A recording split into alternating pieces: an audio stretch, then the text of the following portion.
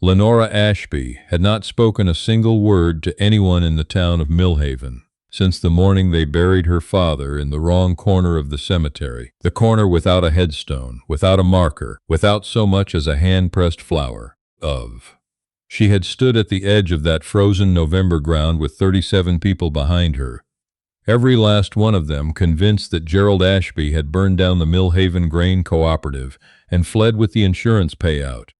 The fact that he had died in the fire himself seemed not to register as evidence of innocence. It registered only as consequence. That was 8 months ago, and Lenora had stayed, because leaving felt like admitting something she hadn't done. The Millhaven Winter Social was held every year in the old Legion Hall on the last Saturday of February, back when the cold had settled into its final, mean stretch before March pretended to be spring. It was potluck. It was obligatory. And for Lenora, it was the particular kind of torture that looks, from the outside, entirely voluntary. She had brought a dish of scalloped potatoes, because her father had always brought scalloped potatoes, and because she was not yet ready to stop doing the things he had loved. She set it on the end of the long folding table, and she took her seat at the far corner near the coat rack, where the draft from the door guaranteed no one would choose to sit beside her. Nobody did. Millhaven was not a cruel town, not in the way that takes pleasure in cruelty. It was the other kind, the kind that mistakes collective discomfort for moral clarity. Reverend Patricia Holt had once told Lenora, gently, that people simply needed time. What she meant was that people needed someone else to forgive first, so they would know it was permitted. Across the hall, Lenora watched Judy Mercer laugh too loudly at something the insurance adjuster from Sudbury had said. The adjuster, a soft man named Dennis, had been the one to deny her father's estate the claim payout, on the grounds that the cause of the fire remained under investigation. The investigation had since gone nowhere. Dennis was on his third plate of someone else's cabbage rolls. But Lenora pushed her fork through her potatoes and told herself she would leave after dessert. She was still telling herself this when the Legion door opened. The cold came in first. Then the man. His name was Everett Crane, and the people of Millhaven knew it the way small towns know things about people who keep deliberately to the margins, incompletely, with a mythology filling in the gaps. He was a wildfire scout for the Provincial Forestry Service. He worked alone out of a base camp near Lake Wakamika, 7 kilometers up a logging road that was unpassable 4 months of the year. He came into town for fuel and supplies and little else. He was perhaps 35, perhaps 40. His jaw was sharp under a beard that was not quite groomed and not quite wild, and he wore a canvas Carhartt jacket, so broken in it had gone soft at the elbows. He was not the largest man Lenora had ever seen, but he had the particular stillness of someone who had spent years being the only person responsible for himself in places where that mattered. He scanned the room once. Lenora did not know why she was watching him. She looked back down at her plate. She heard his boots on the hardwood floor, unhurried, even, deliberate. She assumed he was heading for the food table. She assumed wrong. The chair across from her scraped back. Everett Crane sat down, set his plate, heaped, unself-conscious, on the table, and looked at her directly in a way that almost no one in Millhaven had done in 8 months. "Lenora Ashby," he said, not a question. "Yes," she said carefully. "Everett." He picked up his fork. "Your potatoes are the only thing on that table that isn't under-seasoned." She stared at him. He was already eating. Around them the room did not go silent the way it had in her worst imaginings. It went quieter, the way rooms do when something unexpected has entered the social equation and people need a moment to recalculate. Judy Mercer glanced over. Dennis, the insurance adjuster, looked up from his cabbage rolls. Reverend Holt, who was pouring coffee near the kitchen pass-through, paused with the pot in the air. "You don't have to sit here," Lenora said quietly. "It won't do anything good for how they think of you." Everett looked up. His eyes were dark brown, not the dramatic pale color she might have written onto a man like this if she were writing something. They were simply direct. "I've spent 11 years working alone in the boreal forest," he said. "I don't particularly require their good opinion. They'll talk. They're already talking." He nodded almost imperceptibly toward the far end of the hall. They were talking before I sat down. Now they're just talking about something more interesting. Lenora looked at him for a long moment. Then, for the first time since November, she almost smiled. She did not quite manage it, but almost. He didn't explain why he had sat there. He didn't perform any grand gesture or announcement. He simply ate and occasionally asked her a question, what she did for work. Bookkeeping from home for 3 small businesses in the area, which had a particular irony she did not mention. Whether she'd grown up in Millhaven, yes, born in the house she still lived in. Whether the winter had been as bad as the old-timers claimed. Worse, she said. He listened when she answered. He did not fill silences with noise. When dessert came out, Lenora did not leave. She drove home in the dark along the county road, the heater in her truck working only on the passenger's side as it had done since October, and she thought about the way Everett Crane had said her name, like it was simply a name, like it did not carry everything that had been hung on it. She had almost convinced herself the evening had been a small, strange thing that meant nothing. When she pulled into her driveway and saw the firewood, it was stacked against the side of her house in 2 neat rows, split birch and maple, bone dry and ready, enough to last a month past the thaw. She had not ordered any. She had not spoken to anyone about it. Her own supply, which she'd been rationing since January, was down to less than a week. There was no note. She stood in the headlights of her truck looking at the wood for a long time. In the morning she drove up the logging road to the forestry camp. The camp was modest. A weatherproofed outpost cabin and a large equipment shed, solar panels on the south slope, a satellite dish tilted toward a gap in the canopy. Everett was outside splitting rounds when she arrived, his jacket off despite the cold, working with the unhurried efficiency of someone for whom this was simply arithmetic. He looked up when she stopped the truck. He did not look surprised. "The wood," she said, getting out. "That was you." "Winter's not done yet," he said, and set another round on the block. "I can't pay you for it. I didn't bring it for payment." She crossed her arms against the cold. She was 26 years old, and she had been self-sufficient since she was 19. When her mother left, and her father's health began its long, quiet decline, and she did not accept things she couldn't account for. Then why? He set down the axe. He looked at her across the yard with an expression that was not pity. She had become expert at identifying pity, had developed an almost physical aversion to it, but something more considered than that. "I knew your father," he said. The world shifted slightly on its axis. He helped me file a survey error dispute with the ministry 4 years ago, Everett continued. A logging company was trying to reclassify 40 hectares of mixed forest near the lake as harvestable. Your father found the original survey documentation in the municipal records and drove it to the district office himself. The forest is still standing. He picked up the axe again, not to use it, just to have something in his hands. He was the most straightforward man I'd ever dealt with in a government-adjacent process, and I have dealt with many. Lenora's throat had closed. She looked away at the tree line. "The fire wasn't an accident," she said. "It was not a question of." It was the thing she had known since November and had not said aloud to a single person, because she had no evidence, and because people had made very clear what they thought of her family's credibility. Everett was quiet for a moment. "No," he said. "I don't believe it was." She looked back at him. "What do you know?" He didn't answer immediately. He set the axe against the chopping block and walked to the cabin door, holding it open. "Come in," he said. "I'll put the kettle on."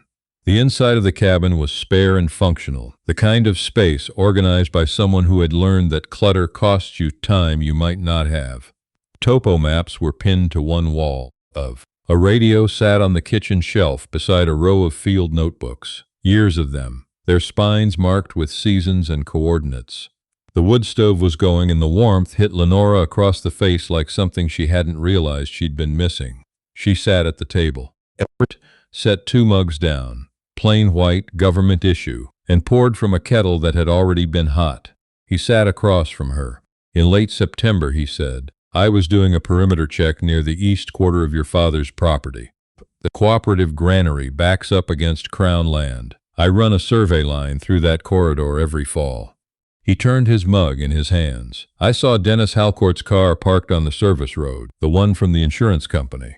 Lenora went very still. Dennis was on the property before the fire, 3 weeks before. Everett met her eyes. He wasn't alone. He was meeting with Boyd Mercer, Judy's husband, the sitting chair of the Millhaven Agricultural Board, which had overseen the cooperative's assets since it was incorporated. 2. The man who had, in the weeks after the fire, been the loudest voice insisting that Gerald Ashby had set the blaze himself rather than face an audit. The audit that, Lenora now realized, had been scheduled for the first week of December. Boyd had been skimming from the co-op accounts, she said slowly, the shape of it assembling in front of her like ice forming on glass. And my father found it. Your father was the co-op's external auditor for 6 years, Everett said quietly. He would have found it. So they burned the building. Her voice stayed flat. She needed it to stay flat. And they let everyone think my father did it. And then he died in it.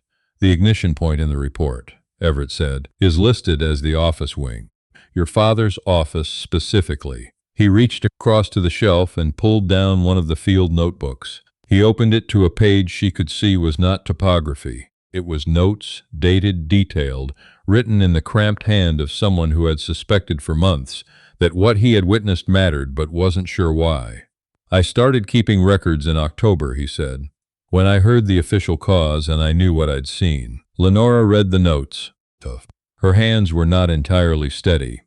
There's something else, Everett said. He got up and went to the equipment shed door at the back of the cabin, opened it, came back with a brown paper envelope. He set it on the table in front of her. I found this, in October, in the hollow of a downed poplar, about 60 meters from where I saw Halcourt's car. Your father must have gone out to the property after the meeting, before the fire. He must have known or suspected. She opened the envelope. Inside was a single folded piece of paper. A printed email exchange. The header from the cooperative's internal accounts system. Dated October 3rd. Gerald Ashby's account. He had forwarded it to himself. The chain showed a transfer request, Boyd Mercer's authorization code, and a destination account that belonged to a numbered company in Sault Ste. Marie. $42,000 over 18 months. At the bottom of the page, in her father's careful, unhurried handwriting. Halcourt agreed to process the claim for 40%. See what they do next. Lenora set the paper down. She pressed her fingers flat against the table. Her father had not run. He had known what was coming, and he had put the evidence somewhere he thought it would survive. Somewhere in the bush where a forestry scout who ran the survey line every fall might eventually find it. He trusted that someone honest would come through, she said. It came out barely above a whisper. He was right, Everett said simply. Outside, the wind moved through the spruce in the long sound that the bush made in late winter, the sound she had grown up hearing from her bedroom and had never once thought to name. She had been in Millhaven her entire life. She had stayed after November because leaving felt like conceding. She understood now that she had been waiting without knowing what she was waiting for. We can't go to the OPP detachment in town, she said. Her voice was steadier now. Sergeant Jaworski sits on the agricultural board. No, Everett agreed. We go to the provincial anti-corruption unit. I've already made one call. They're expecting contact with documentation. He paused. I waited because I wanted you to see it first, before it became a case file, before it was anyone else's. She looked at him. She thought about the Legion Hall 2 nights ago, the chair scraping back, the plate set down without ceremony or explanation. A man who had known her father. A man who had been sitting on this for months alone, running his survey lines, keeping his notes, waiting for the right moment or the right person or both. Why didn't you come to me sooner? She asked. He was quiet for a moment. You were carrying it already, he said. I didn't want to hand you more weight before I was sure I had something solid enough to actually help. There was a long silence, not uncomfortable. The fire in the wood stove ticked. I'm going to need copies of everything, Lenora said. Already made them, he said. 3 sets. One stays here, one goes with you, one goes registered mail to my brother in Timmins, who is, inconveniently for Boyd Mercer, a lawyer. Something cracked open in Lenora's chest, not painfully, or not only painfully. It was the sensation of a door she had been holding shut from the inside finally being permitted to open. They drove separately to the OPP regional headquarters in North Bay, 4 hours south the morning after. Lenora had called ahead. of. The anti-corruption unit officer, a woman named Inspector Varga, had a voice on the phone that was brisk and absolutely without performance, which was the most reassuring thing Lenora had heard in 8 months. Of. The drive down the highway was gray and flat and beautiful in the way that February in northern Ontario is beautiful, which is to say harshly, without comfort, but genuinely. The birches came in and out of the fog. She followed Everett's truck the whole way. Of. He drove steadily, without hurry, the same way he did everything. Inspector Varga spent 4 hours with them. She asked detailed questions without skepticism, and took the documents with the deliberate care of someone who understood they were being trusted with something. Of. Before they left, she told Lenora directly, "This will take time, but it will go somewhere." It took 11 weeks. Boyd Mercer was charged in May, fraud, conspiracy, and one count related to the destruction of property that the Crown prosecutor had taken considerable care to word. Of. Dennis Halcourt from Sudbury was charged separately, his company's operating license suspended pending investigation. The numbered company in Sault Ste. Marie unraveled quickly, the way these things do when someone qualified finally pulls the right thread. Gerald Ashby's name was cleared in a press release from the ministry that Lenora read on her phone while sitting on her back porch in the particular pale gold light of a northern Ontario spring evening. She read it twice. She put the phone down. Of. She sat for a while with her hands in her lap and her eyes on the tree line. Judy Mercer sent a card. Reverend Holt came to the door in person with a casserole, which Lenora accepted without saying much, because there was not much to say. The people of Millhaven were not going to be transformed by this. Of.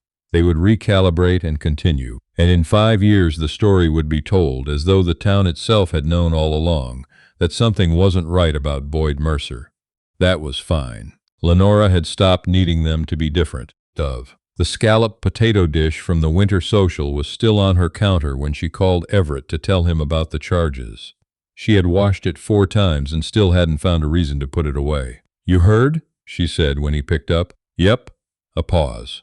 She could hear wind in the background, which meant he was outside. He was usually outside. "How are you?" "I don't know yet," she said honestly. "Better." "That's enough," he said. She had driven up the logging road 3 times in 11 weeks, ostensibly about the case, about next steps, about paperwork. Of. The 3rd time they had walked the survey line together. In the late afternoon, the snowpack still holding in the shadows, the first smells of melt coming up from the ground. He had shown her the downed poplar where he'd found her father's envelope. She had put her hand on the bark. She did not move back to the town she had grown up in. But she did not disappear into the bush either. Of. She found instead a particular frequency of presence, a life constructed on her own terms, in a place where the air was honest and the distances meant something, and where the one person who had looked at her directly when the whole town looked away was more often than not within reasonable reach. Of. She was not a pariah anymore. She was not defined by what had been done to her father, or what had been said about him, or what the town had needed to believe in order to keep its own image clean. Of. She was Gerald Ashby's daughter, who had stayed when staying was hard, and had found the truth because someone honest had been walking the right tree line at the right time. Of. She sat at her own table, in her own home, with a mug of tea, going cold because she kept forgetting to drink it, and the sound of a logging road truck she had learned to distinguish from all other trucks coming through the birches, and for the first time in a long time she was not bracing for whatever came next. She was simply waiting for it, the way you wait for something you want.